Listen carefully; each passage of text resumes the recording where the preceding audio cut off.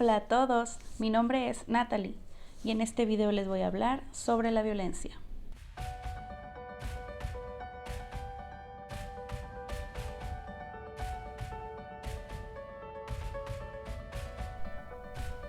Según la OMS, la violencia es el uso intencional de la fuerza física, amenazas contra uno mismo, otra persona, un grupo o una comunidad que tiene como consecuencia o es muy probable que tenga como consecuencia un traumatismo, daños psicológicos, problemas de desarrollo o la muerte. Las causas más comunes de la violencia son el alcoholismo, la intolerancia, la drogadicción, la ignorancia y la falta de moderación y control. Clasificación de la violencia. La clasificación de la OMS divide la violencia en 3 categorías, según las características de los que cometen el acto de violencia. Estas son la violencia autoinfligida, es el comportamiento suicida y autolesiones, la violencia interpersonal, violencia familiar que incluye menores, pareja y ancianos, así como violencia entre personas sin parentesco, y la violencia colectiva, que es la social, política y económica. Tipos de violencia según el acto. Violencia psicológica. Es aquella que produce daños afectivos, morales y psicológicos sobre la persona sin que medie la fuerza física. Por ejemplo, culpabilizar, amenazar, coaccionar, espiar, ignorar al otro, desacreditar al otro, hostigar, acosar, aislar y respetar la opinión, etc. Incluye la agresión verbal por medio de insultos y descalificaciones. Violencia física. Se refiere a toda forma de violencia en la que se usa la fuerza física y que causa dolor, daño, heridas y hasta la privación de la vida. Por ejemplo, empujar, golpear, alar el cabello, quemar, torturar, mutilar, herir, etc.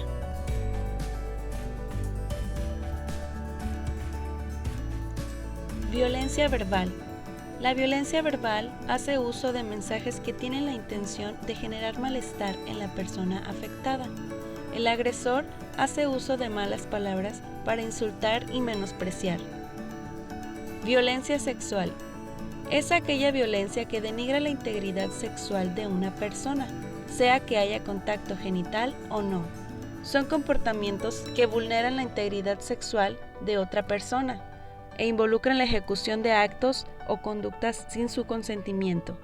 La violencia sexual abarca coerción, amenazas, intimidación y uso de la fuerza, violación, acoso, abuso, explotación sexual, trata de personas, prostitución forzada, etc. Violencia por omisión. Es el tipo de violencia que se caracteriza por la omisión de acciones y cuidados a las que se está obligado para garantizar el bienestar en otra persona o colectivo. Por ejemplo, un médico que se niega a atender a alguien herido, o un padre o madre de familia que no le brinda a sus hijos los cuidados necesarios como asearlos, alimentarlos, llevarlos al médico, etc. Violencia económica. Se ejerce contra una persona, especialmente de hombres a mujeres, en las cuales se vulneran sus derechos económicos por medio de la perturbación de la posesión o propiedad de sus bienes, así como por medio de la sustracción, destrucción deliberada y retención de bienes, herramientas de trabajo, documentos personales, bienes y valores.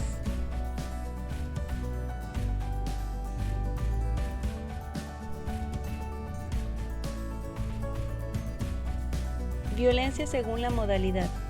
Violencia política o institucional. Es violencia política cualquier práctica de un actor político, individuo o partido que condiciona el acceso del ciudadano a sus derechos y responsabilidades, a su adhesión política, clientelismo. Se entiende por violencia institucional todos los actos cometidos por los funcionarios públicos que en representación del Estado retrasan, dificultan e interfieren con los derechos ciudadanos, especialmente cuando impiden el acceso a la justicia, sea por negligencia, por corrupción, por prejuicios raciales y de género o por clientelismo. Violencia laboral. Se trata de la violencia psicológica, física o sexual ejercida en el lugar de trabajo sobre una persona. Esta violencia puede provenir de cualquier sujeto, independientemente de la jerarquía, por ejemplo, un superior o los compañeros de trabajo.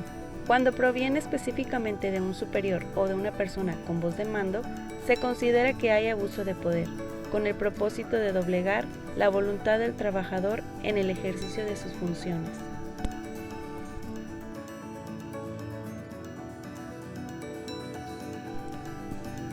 Violencia doméstica familiar o intrafamiliar. Se refiere a la violencia que es infligida dentro del grupo familiar. La violencia se puede dar de hombre a mujer, de padres a hijos, y puede envolver también a otros actores como los tíos, abuelos o parientes. Aunque la violencia entre parejas suele ser de hombre a mujer, también se da en el caso contrario. Violencia de género. Se trata de aquella violencia ejercida sobre la persona a causa de su género. La mayor parte de las víctimas de este tipo de violencia son las mujeres, cuyo maltrato está absolutamente naturalizado en la cultura. Entre las víctimas cuentan también los miembros de la comunidad LGBT. La violencia de género puede ir desde descalificación hasta el feminicidio, en cuyo caso califica como crimen de odio.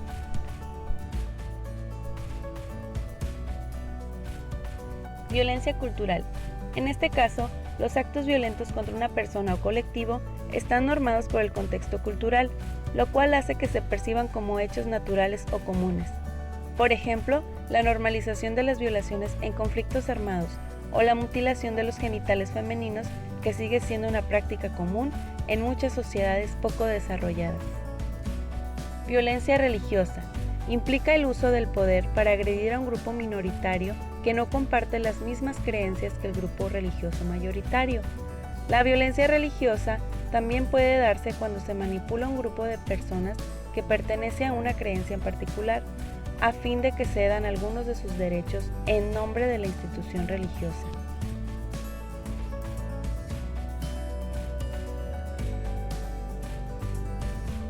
Violencia racial. Es aquella que se acomete en contra de una persona a causa de su origen étnico. Se relaciona también con la xenofobia. Este tipo de violencia es ejercida por un victimario que cree en la superioridad de su raza. Bullying y ciberbullying. Bullying es una palabra que proviene del inglés bully, que significa intimidación o matón.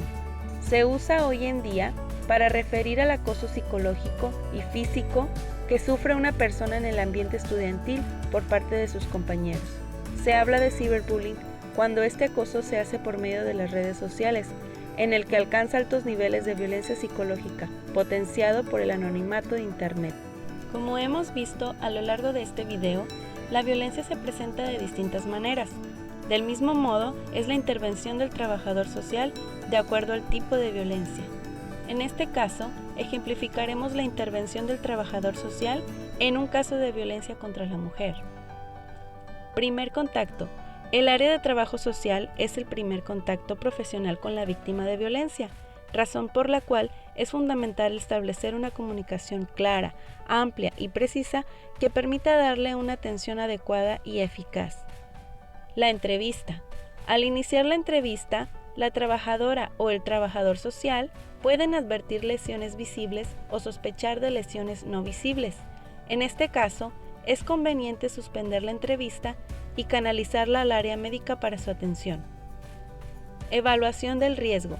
Sin mostrar una actitud alarmista, pero ofreciendo un panorama real de la situación, se le debe advertir acerca de la situación de riesgo en la que se encuentra la víctima. El objeto central en este proceso de evaluación del riesgo se debe centrar en aclarar, auxiliar, orientar, convencer y brindarle alternativas para construir un proyecto de vida libre de violencia. Elaboración del plan de emergencia. El personal especialista en el trabajo social puede mostrar la atención que requiere la seguridad de la víctima. Ello requiere trabajar junto con esta un plan de emergencia que le permita salir de la situación de violencia en la que se encuentra. Canalización.